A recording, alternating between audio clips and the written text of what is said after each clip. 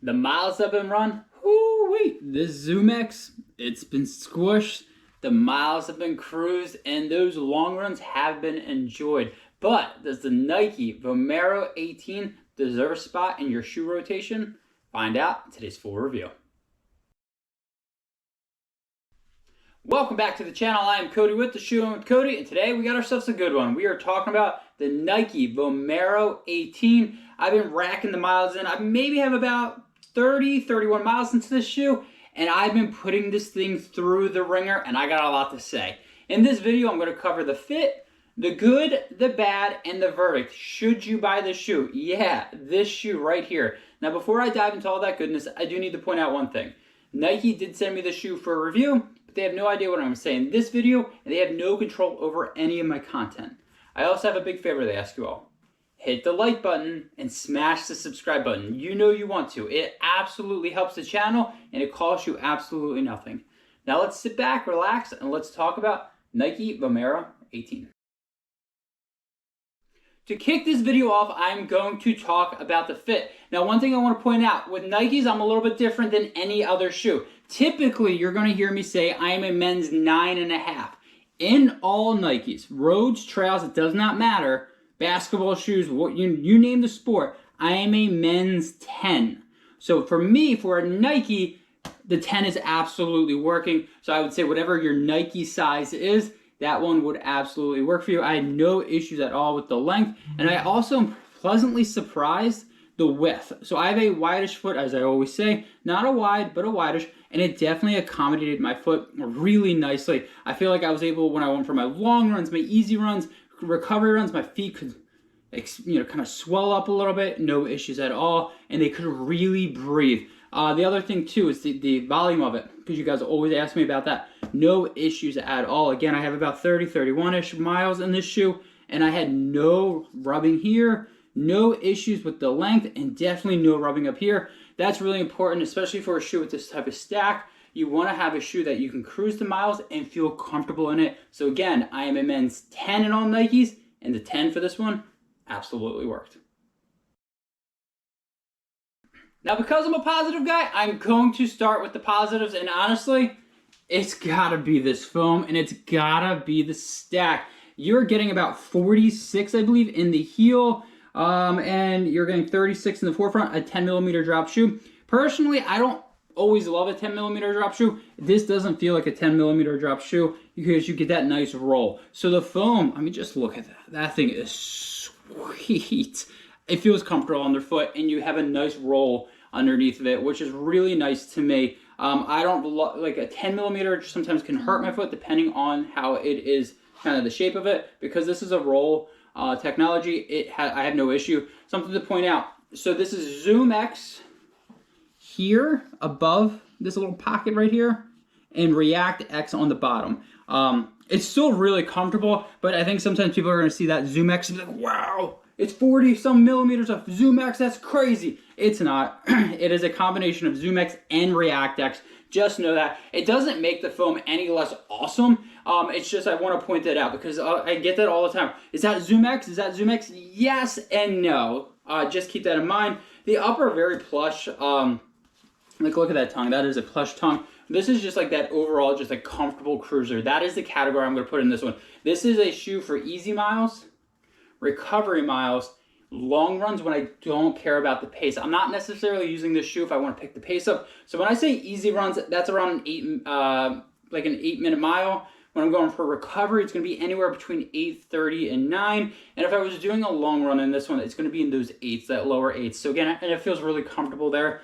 Now, I can get it in the 7s, but it just doesn't feel as great. I definitely feel like I'm fighting it a little bit. So if you're putting it in that category and you're looking for a shoe for that, it absolutely does the job. Really like the upper. There's really nothing special. It's like an engineered mesh, or it's like Nike has catchy names for everything.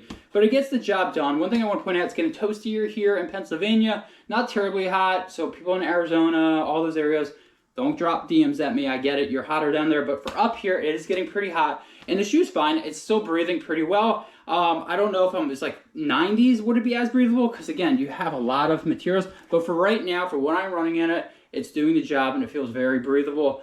No heel slippage at all. In the past, I've had issues with Nike shoes. Locked it in, no issues.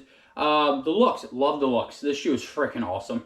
Like the colorway. When I look down and I just smile when I see a shoe, that really helps me. Again, number one thing has to be this foam and just how well it works. I didn't always love the Vomero, I'll be honest with you. Previous versions, I was like, okay, I don't really love it. This type of category, putting in that max cushion, that cruiser of a shoe, I'm glad they put it in there. I feel like now there's a distinction between the Vomero and the Pegasus. Before, to me personally, didn't really feel like it. Now there is, and I'm here for it. With the good, you do know there has to be some negative, and honestly, the number one has to, it's still kind of a heavy shoe. I think my shoe's close to almost like 11 ounces, give or take. It's not a deal breaker by any means, but it's still a heavy shoe, so I want to point that out. So that's why when I say, like, hey, I'm putting it in specific categories, the weight does play a role in that. It really does. So again, this is a shoe that's going to be great for recovery runs, slower runs, easy runs, long runs where I don't care about the pace. I'm not using this to pick up the pace at all in this shoe. I just don't feel fast in this shoe. And it probably is a little bit to the heavy side. And the other one is it's just not built for that. So I like to point that out. Sometimes people want one shoe to do it all.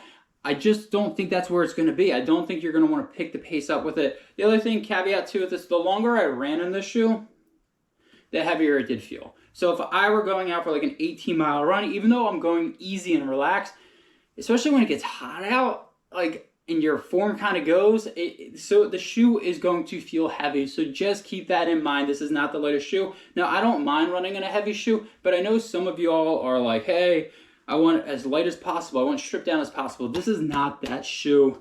The other thing is the rubber's fine. I'm not going to put it in a Pro because it was fine. I ran on some, it's been rainy here a lot. And it's okay. I don't think I have the greatest grip. There was a couple times where I ran over a bridge and I could definitely feel my foot going a little bit. Not crazy, but again, it's not the greatest in the world. But again, that's really it. I think the two things has to be, it's heavy. The grip is just fine. And reality is, if you're looking for a shoe to do everything, just keep in mind, I don't think speed work, tempo, pushing the pace is made for this type of shoe. You heard the good, you heard the bad, and now you want my verdict. Should you buy the shoe? Honestly, I believe it's about $150, and for what you get in the Vomero, if you're looking to buy one Nike shoe for the roads, not race day shoe, just like a regular, this is it. I'm really enjoying the shoe. I love this foam. The rocker you get in this one is just butter. It is just smooth, and it just feels great. And again, for the price, it's not bad. And honestly, I feel like I keep seeing the Vomero 18 on sale. So pick up a pair if that's what you're looking for. If you're about to get in marathon training, this is a shoe that you can do a ton of runs in. Baby the legs, it's really nice. Honestly, I was talking to a couple other folks. This might be my favorite max cushion road shoe. Not super trainer, max cushion shoe, because I just love the foam. It babies my legs, and it just feels good. And honestly, bonus points, it looks freaking awesome. And when you don't have to break the bank to get a shoe you can crank out the miles and look good at the same time, hey, that's an absolute bonus. You heard the good, you heard the bad, and you heard my verdict. Now I want to hear from you. Have you tried the Vomero 18? Did you like it? Did you love it? Hey, be honest with me. Did you hate it? Drop a comment down below. Let me know what your experiences are.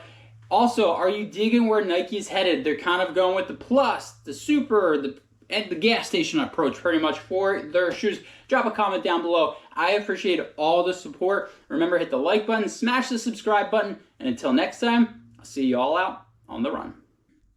Thanks for checking out this latest review. Don't forget, hit the like button, smash the subscribe button, and check out some of the other rad content that I've dropped out on the channel.